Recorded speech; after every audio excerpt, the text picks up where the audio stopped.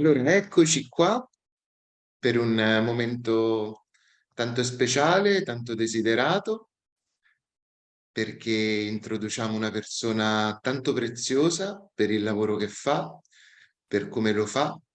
Lui è una di quelle persone, come tutte quelle che avete conosciuto in accademia o alla festa, e sa bene che la conoscenza ama essere diffusa, ama abbracciare tante persone. E lui riesce a rendere comprensibili a tutti concetti complessi e così fa sì che una conoscenza preziosa che ti aiuta, che ti sostiene, possa essere alla portata di tutti. Il suo ultimo libro, che si chiama Il cervello dell'adolescente, a me ha proprio cambiato la vita perché ha dato degli strumenti fondamentali per accompagnare i miei figli, i miei studenti in quest'età tanto preziosa, dall'altissimo potenziale e dalla grande vulnerabilità. E al nostro ospite, che è David, abbiamo chiesto di focalizzarci un po' su quello che è il potenziale, perché molto spesso parliamo solo della fragilità degli adolescenti, ed è bene che se ne parli, ma se parliamo solo di quella, magari gli adolescenti percepiscono sfiducia e si vedono così. Allora per noi è tanto importante sottolineare tutto il potenziale che ciascun adolescente ha in questo organo meraviglioso che è il cervello, e che adesso vi presenterà una persona che il cervello lo conosce molto bene. Benvenuto David. Hola, mucho gusto poder estar compartiendo un ratito con todas y con todos vosotros. Pues os hablaré un poquito sobre el cerebro adolescente y sobre todo de la gran potencialidad que tiene. Sabemos que el cerebro adolescente es un cerebro que está en transformación y eso siempre implica una cierta fragilidad, pero también un grandísimo potencial. Y muchas veces nos centramos más en su fragilidad cuando lo importante es su gran potencial, es trabajar todo lo que podemos hacer a partir de ese cerebro. Para empezar, yo diría que la adolescencia es una etapa inevitable, no hay que evitarla, no la podemos evitar, es una etapa biológica que viene programada dentro de nuestra biología y que es una etapa crucial porque es el momento en que se está construyendo el cerebro del joven y del adulto. Y todo lo que se aprende, todas las experiencias que se viven durante la adolescencia van a estar presentes en ese adulto. Es la etapa donde los adolescentes se hacen las grandes preguntas de la vida. ¿Quién soy? ¿De dónde vengo? ¿A dónde voy? Preguntas sobre la vida y la muerte. Son las preguntas que nos definen después como adultos. Por eso es tan importante ayudarles no a responder estas preguntas, sino que se hagan buenas preguntas, porque la respuesta tiene que depender de ellos. Son ellos los que están construyendo su ser adulto y por lo tanto las respuestas tienen que provenir de ellos. Hace algunos años hice una conferencia ante la UNESCO hablando precisamente sobre cerebro adolescente en un contexto de pandemia. Por lo tanto, iba sobre todo sobre los efectos negativos que estaba teniendo la pandemia. Pero quise empezar con un aspecto muy esperanzador. Y empecé con la fotografía de un payaso. Me preguntaron, ¿y por qué empiezas con un payaso? Y dije, porque para mí la profesión de payaso es de las más difíciles e importantes que hay. Un buen payaso es aquel que, a través de su arte, a través de su función, te hace reflexionar sobre estos aspectos importantes de la vida. A través de su historia, te hace reflexionar sobre quién eres, quién quieres ser, de dónde vienes, pero al mismo tiempo que te hace reflexionar, te hace sonreír. Y esto es lo que a veces nos falta con los adolescentes. Ayudarles a que se hagan buenas preguntas para que reflexionen, pero jamás a través del estrés. No es venga, decide, venga, piensa qué quieres ser, sino siempre a través de esta confianza que despierta una sonrisa, No es que todo tenga que ser alegría y fiesta, no es eso, pero es esta confianza que transmitimos con una sonrisa. Y este es el arte de los buenos payasos. Deberíamos imitarles en este sentido, de transmitir esta confianza, esta sensación de alegría a los adolescentes, para que puedan avanzar por la adolescencia sabiendo que van a salir al final siendo unos jóvenes y adultos, siendo los jóvenes y adultos que ellos han decidido ser. Todo esto es posible porque nuestro cerebro es un órgano extremadamente plástico. Está constantemente haciendo conexiones nuevas. Conexiones que almacenan lo que aprendemos, almacenan las experiencias que vivimos, pero también almacenan lo que pensamos. Muchas veces no podemos controlar lo que aprenden, aprenden lo que está a su alcance, aprenden lo que está en los currículums educativos. Podemos influir un poco sobre las experiencias, generando espacios en la familia, en los centros educativos, en la sociedad, espacios donde vivan experiencias que les enriquezcan como personas, experiencias sanas. Pero muchas veces hay experiencias que tampoco los adultos, los padres, madres o maestros no podemos controlar. Pero sí podemos ayudarles a que controlen sus pensamientos, a que se fijen en aquellos pensamientos que les hacen sentir bien, en aquellos pensamientos que les están generando objetivos vitales, en aquellos pensamientos que incluyen retos que ellos ven asequibles, porque los pensamientos dependen de nosotros mismos. Y ahí sí que podemos ayudarles. Dentro de su cerebro quedará grabado en conexiones, no solo, repito, lo que aprenden, no solo las experiencias vitales, sino todo lo que pensaron durante la adolescencia. Y aquí es donde más poder, más influencia podemos tener. ¿Por qué es importante todo este aspecto, no solo de experiencia, sino de pensamientos? Bueno, pues por el motivo biológico de la propia existencia de la adolescencia. ¿Por qué existe una adolescencia? Somos la única especie animal que tiene adolescencia. Todas las demás especies de mamíferos tienen infancia, pero no tienen adolescencia. Pasan directamente de la infancia a la juventud, edad adulta. Nosotros sí. Y eso es un elemento clave de los seres humanos. Durante la adolescencia, dejamos atrás todos los comportamientos infantiles para poder adquirir los comportamientos típicos de un joven y de un adulto. Todas las crías de mamífero, cuando son infantiles, son curiosas. Todas son curiosas.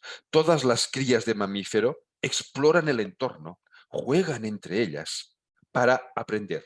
El juego es la forma instintiva que tenemos todos los mamíferos, nosotros también, de adquirir conocimientos nuevos.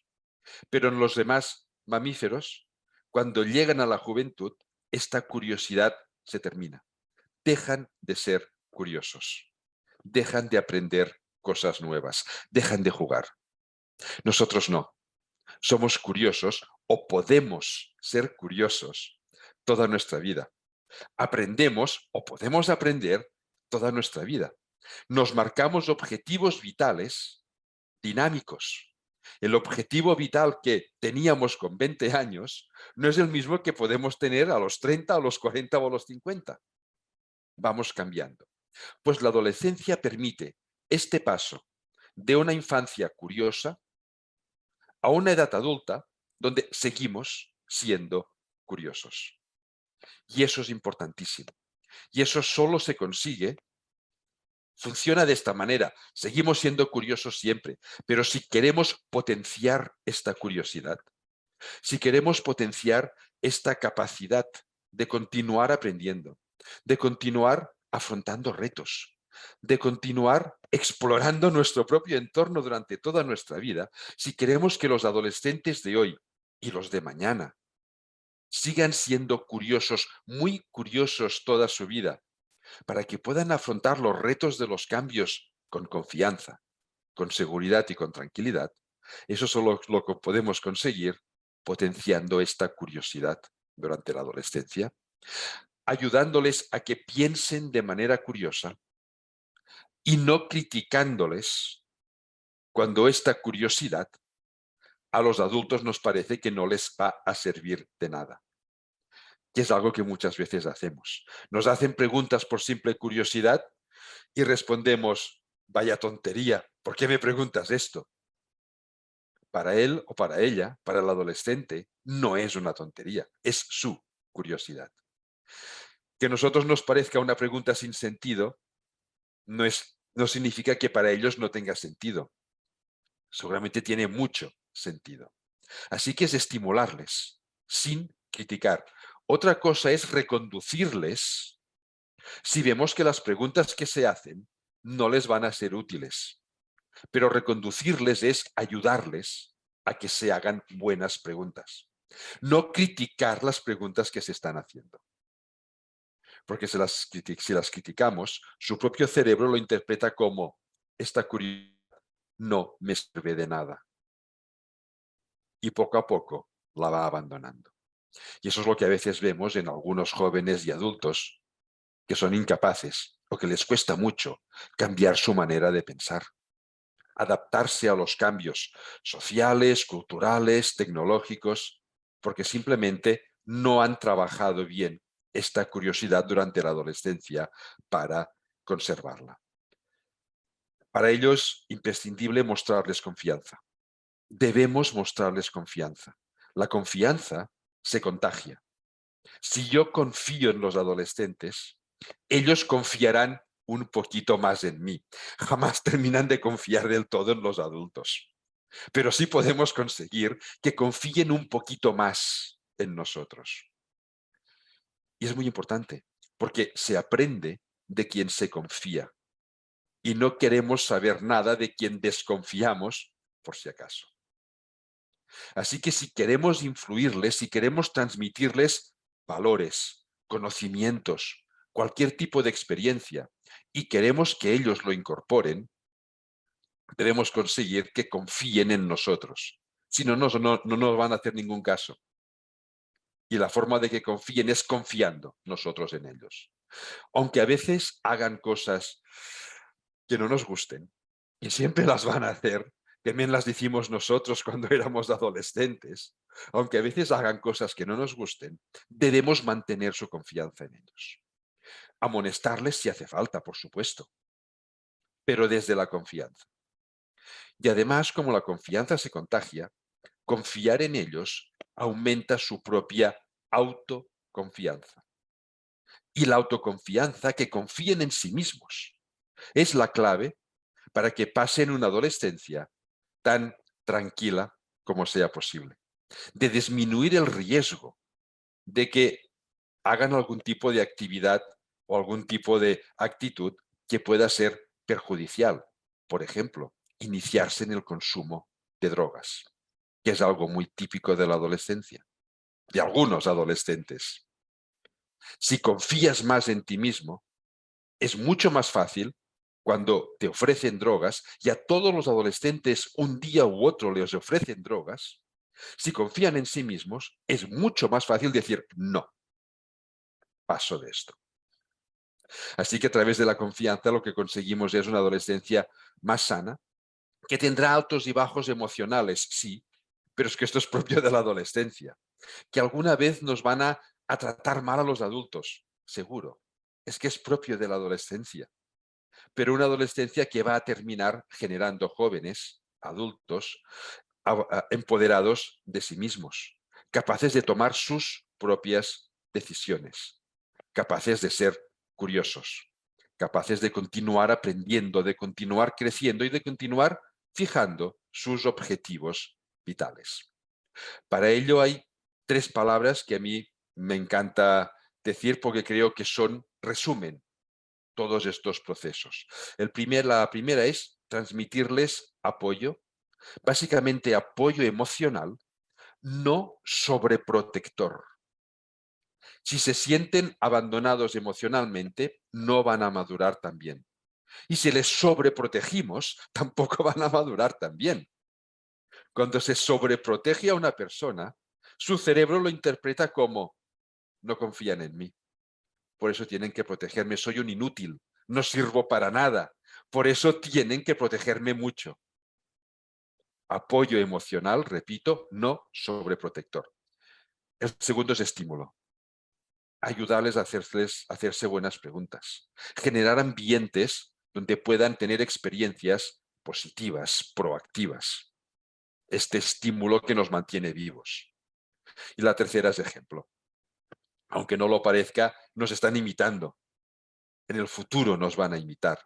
Así que si queremos despertar actitudes positivas, valores positivos, vivámoslos también nosotros los adultos. Que tengan un buen ejemplo en el que inspirarse cuando construyan su personalidad de adultos. Y eso es todo lo que os quería contar en estos minutos. Grazie David. Intento hacer una reflexión en italiano y si tú no me entiendes, la voy a traducir en español.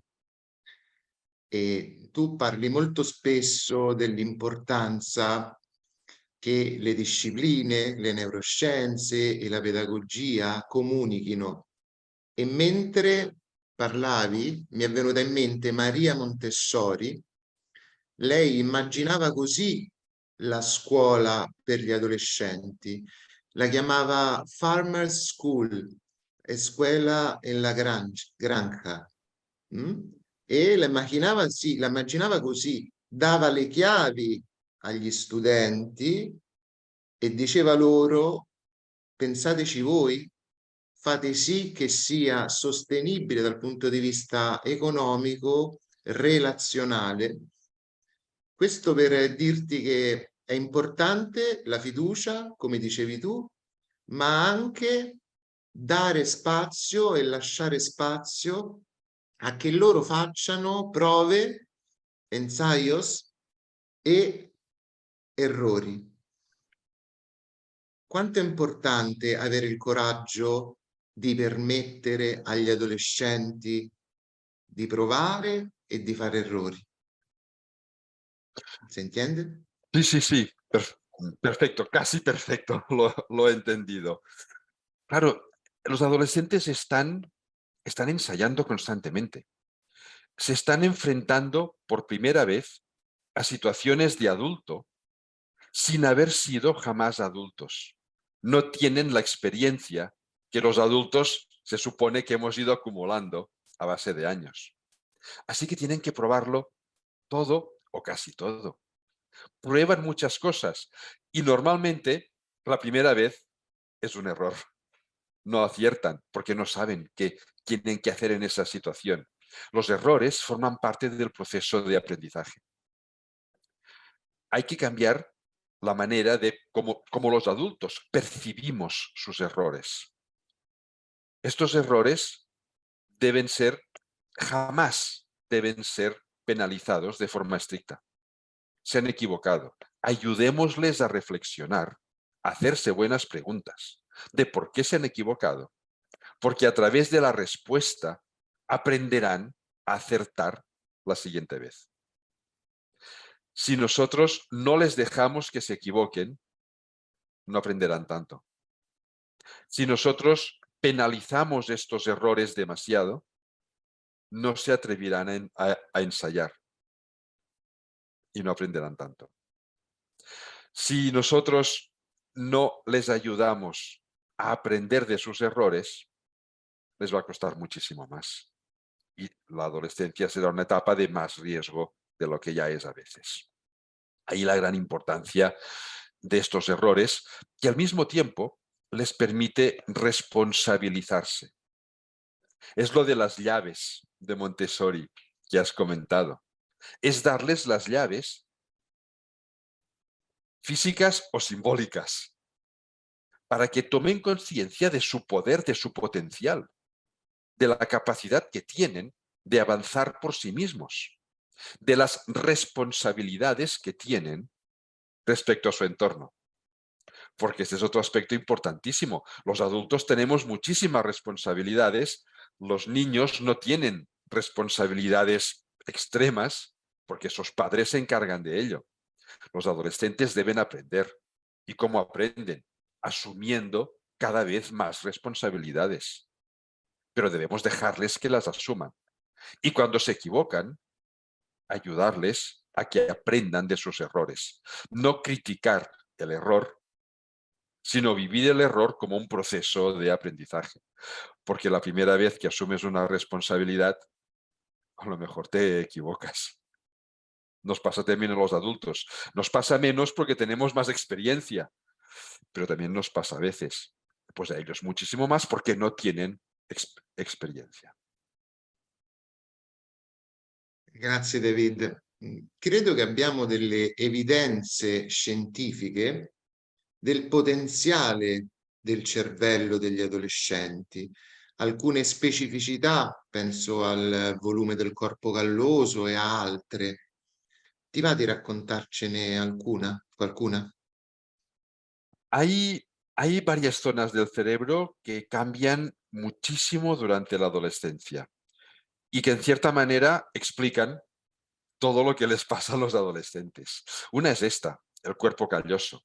El cuerpo calloso es la zona del cerebro que une los dos hemisferios para que se conecten. Durante la adolescencia el cuerpo calloso se hace más grande, lo que permite una mejor integración de los dos hemisferios cerebrales. Por eso la adolescencia es la época de los grandes aprendizajes. Pueden relacionar muchísimo más todas sus ideas, siempre que tengan ideas para relacionar. Por eso es importante darles experiencias, preguntas, para que puedan relacionar, porque a través del uso harán más conexiones en este cuerpo calloso que les van a durar toda la vida. Personas que cuando sean adultas tendrán más capacidad de integrar informaciones diferentes y por lo tanto de encontrar soluciones a las situaciones, a los retos que les vayan apareciendo a lo largo de la vida. Aparte del cuerpo calloso, hay otras tres zonas que cambian mucho durante la adolescencia. Una es la amígdala. La amígdala es la zona que genera las emociones. Durante la adolescencia, la amígdala se vuelve hiperreactiva. Significa que responden con mucha más rapidez y con mucha más intensidad de forma emocional. Ahora lloran, ahora ríen, ahora están enfadados y ahora no saben qué les pasa. Bueno, es que tiene que ser así, es que no se puede evitar. Mientras estos altos y bajos emocionales estén dentro de un curso sano, que no les perjudique, es lo que tiene que ser, es lo que tiene que ser. Y tiene un motivo biológico. Las emociones sirven para dar respuestas rápidas ante situaciones que requieren una respuesta urgente. Cualquier respuesta racional es siempre más lenta. Claro, los adolescentes están enfrentando situaciones de adulto sin haber sido jamás adultos. Hay muchas situaciones que no saben qué son. ¿Son una amenaza? ¿Son una oportunidad? ¿O son neutras? Y como no lo saben, deben tener las emociones a flor de piel, muy activas, por si acaso. Es un mecanismo de autoprotección. Y a medida que van acumulando experiencias, poco a poco, esta hiperreactividad disminuye porque ya saben qué son las amenazas o qué amenazas puede haber en su entorno, qué oportunidades. Esta es otra de las zonas. Otra zona que también cambia mucho es la corteza prefrontal. Es la que se encarga de reflexionar, planificar, tomar decisiones razonadas y ajustar nuestras emociones, gestionar nuestras emociones. Esta es la zona del cerebro que más cambia en la adolescencia.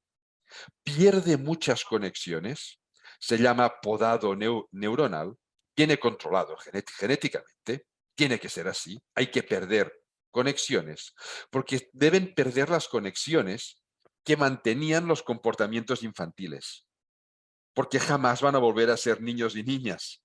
Eso hay que perderlo. Y incorporan muchas conexiones nuevas relacionadas con el mundo de los adultos, con el comportamiento, las actitudes de los adultos. Estos cambios son tan intensos que durante la adolescencia esta zona del cerebro pierde eficiencia de funcionamiento. No es que no puedan reflexionar, es que les cuesta más. Por eso debemos ayudarles. No es que no puedan planificar, sí que pueden, pero les cuesta más. Les cuesta más decidir razonadamente y les cuesta más gestionar sus emociones. Y aquí hay otro efecto que se suma, que es el estrés. El estrés todavía dificulta más el funcionamiento de esta zona del cerebro. Por eso he dicho un par de veces en mi charla que debíamos no estresarles. Es la función del payaso, que se generen buenas preguntas sin estrés, con confianza. Porque si generan buenas preguntas, pero están estresados, no van a reflexionar tan bien para encontrar la respuesta a estas preguntas. Estimulados, sí. Estresados, no. Y la última zona del cerebro que cambia mucho es la que se llama estriado, está puesta por aquí dentro, que es la que nos da sensaciones de recompensa y nos permite anticipar futuras recompensas. Los adolescentes descubren que hay actitudes, actividades, pensamientos de adulto que les activa el estriado, que hace que se sientan a gusto, recompensados, con placer, pero no saben qué actividades son, porque jamás han sido adultos. No saben qué pensamientos son porque jamás han sido adultos. Tienen que ensayar el ensayo y error de que hablábamos antes. Ensayan, se equivocan, ensayan, se equivocan, de vez en cuando aciertan. Y así es como van construyendo su personalidad. Este ensayo y error muchas veces les lleva a romper límites. Los límites que se les ha establecido durante la infancia. ¿Por qué romper límites? Porque si no miras qué hay más allá del límite, no sabes si eso te va a ser satisfactorio o no. Y como están ensayando, pues también ensayan que hay más allá de los límites. Esto significa que para que maduren correctamente, debemos ponerles límites, deben tener límites, pero sobre todo límites socioemocionales, de comportamiento con los demás, sabiendo que los van a romper. Pero si no tienen límites, les faltarán los puntos de referencia que les permiten romper estos mismos límites. Y no van a saber, sería como un marinero que no tenga estrellas para orientarse. No sabría hacia dónde va. Y si somos muy restrictivos con estos límites, tampoco van a madurar tan bien, porque necesitan de vez en cuando romper algún límite. Es una danza la de los límites, es muy importante. Los jóvenes de hoy, i giovani di oggi, no tienen control, sono fuori controllo y están siempre de mal humor, stanno sempre di cattivo umore. Han perdido el respeto a los mayores, hanno perso il rispetto per i più grandi. No saben lo que es la educación y carecen de toda moral, non sanno che cos'è l'educazione e mancano di morale. Questo lo diceva Aristotele, Socrate, Platone, Confucio, Nietzsche, gli Assiri, i Babilonesi avevano la stessa idea. Ora, molto spesso noi adulti diciamo, lamentandoci, i giovani di oggi non sono come noi. In realtà io credo che sono molto simili a come eravamo noi. La differenza è che oggi abbiamo una conoscenza che ci aiuta a comprendere che la trasgressione, il fatto che sono molto interessati a stare con i loro pari e tutta un'altra serie di comportamenti che noi etichettiamo come non sani sono necessità biologiche.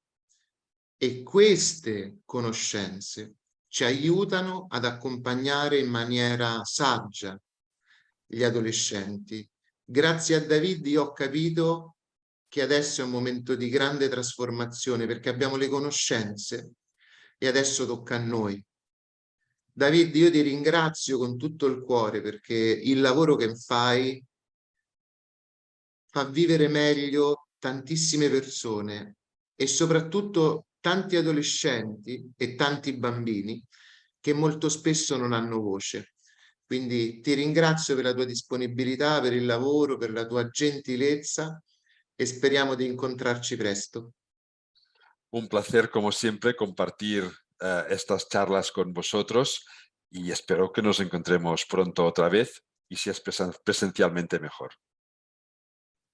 Gracias, David, que tenga un buen día. Buen día.